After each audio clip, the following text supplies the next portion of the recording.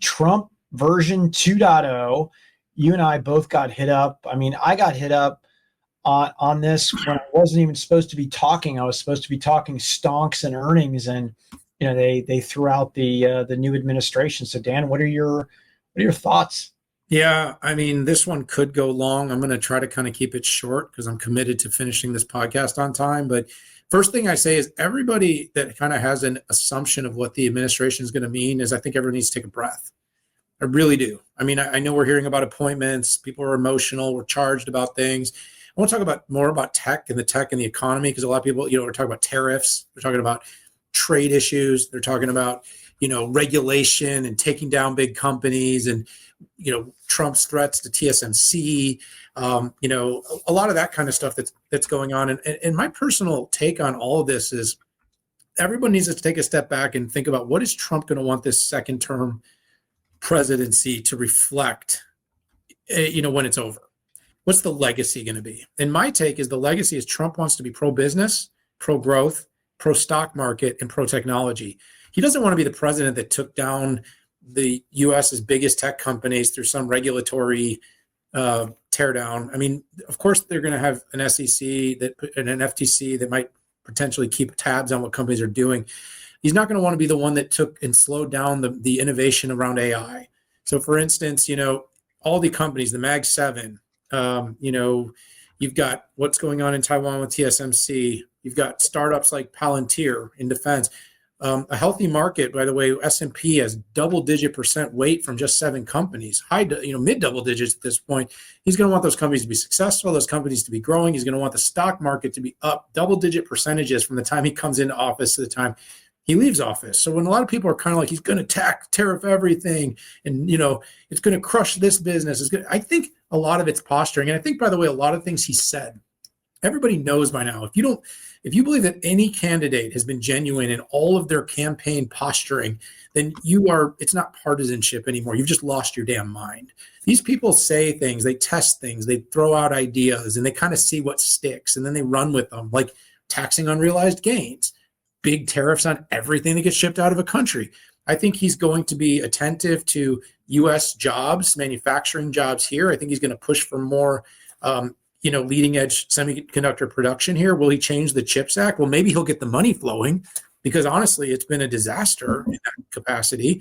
Will he maybe put more dollars into Intel and Micron and US based companies and maybe not as much into companies that are already nationally supported in their part of the world? I could see that happening, but he knows that Apple needs TSMC and Qualcomm needs TSMC and Broadcom needs TSMC and NVIDIA needs TSMC. I don't see him throwing that out the window, but I do see a situation in which US-based companies get more incentive. I do see a situation where you try to create more symmetry with trade, where these countries that pay nothing maybe have to pay something.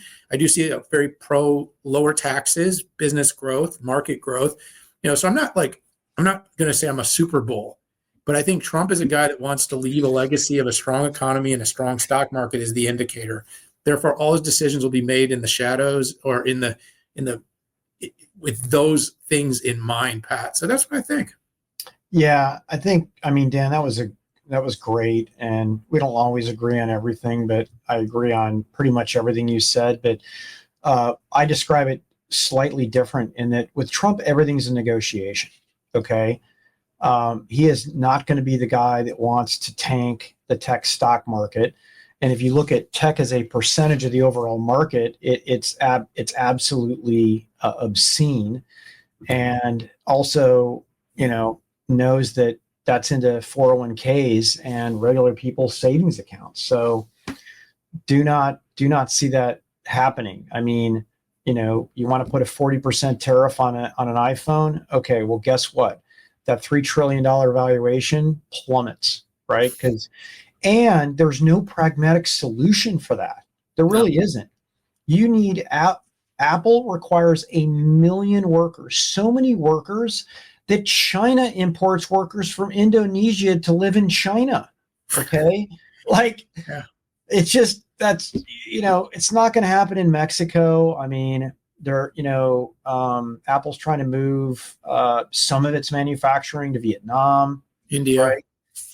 India. It is a slow road, but notice that even China doesn't have enough labor I'm glad you did say that, though. I do think like China is going to that is going to be the biggest antagonist and all. Like he is going to be tough on China. I have no doubt on that, and that probably will be the biggest challenge for all the companies that have double-digit percentages, Pat, in sales going into China.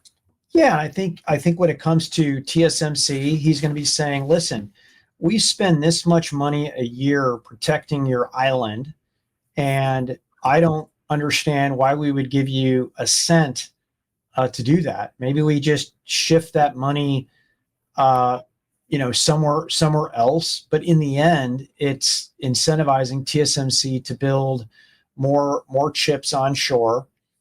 When it comes to even Samsung, I think it's the same. It's the same equation. And I do know there was some discussion. It was the Speaker of the House who made this idiotic statement about getting rid of the CHIPS Act, which just was a huge disappointment. I don't think this is a Republican thing. I actually worked on the initial research that went into the CHIPS Act, what became known as the CHIPS Act, back when Trump, during his first term, and Trump was unable to get that across the line. Credit to the Biden administration for not creating this, but getting it across the line. Now, where's the check? These checks have not been sent. It's an embarrassment. We should be embarrassed.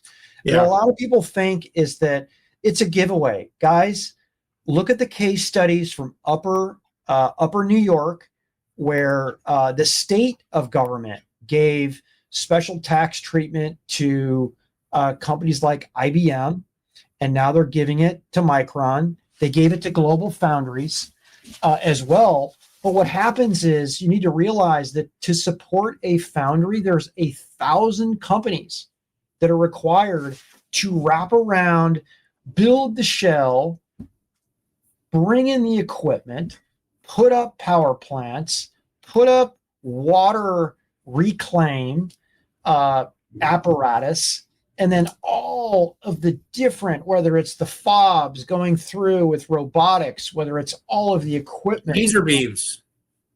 No, totally. Two-story EUV laser beams from ASML for lithography, or Applied Micro for backside power, Tokyo Electron.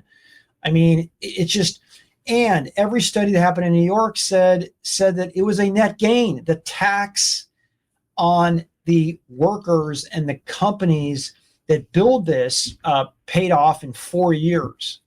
When is the last thing spent by the government that paid for in 4 years? Name me one thing. Oh, it won't. I mean, look, every other part of the world is committed and spending and supportive, and we are dragging our feet. I don't know why, Pat, we're dragging our feet. I don't get it. And by the way, these companies have fronted the money. They've moved forward with these projects. They've committed to, and now they're kind of waiting. And like I said, maybe they were overzealous. Maybe they got too aggressive, but we need this here. You got to remember the basis of why the CHIPS Act became a thing, by the way. Remember, it was resiliency. It was national security. And of course, it was global technology leadership. If China invades Taiwan, we are effed. We are totally effed. Totally. Yeah, I agree. One final comment that I'm mixed on, like where does it go? Like FTC and the DOJ. I mean, Lena Khan's gone, but Trump has an absolute does not like big tech, particularly Google, and I think Meta. And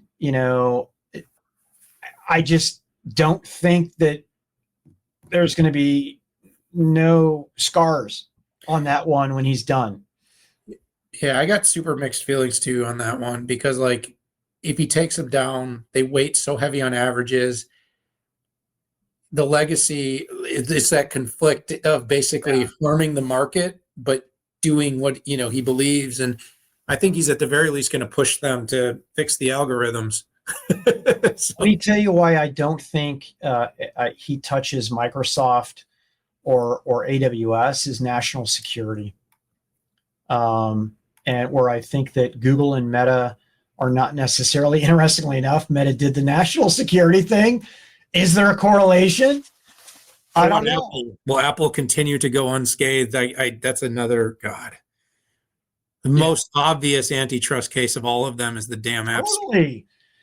Try to put their suppliers out of business. They don't pay them. They lay off people. Yeah, they're Trump had to come in and bail out Qualcomm. Remember, they're yeah. Qualcomm, the national treasure. That's what they called it. Well, if you're using a phone, you're probably using some Qualcomm.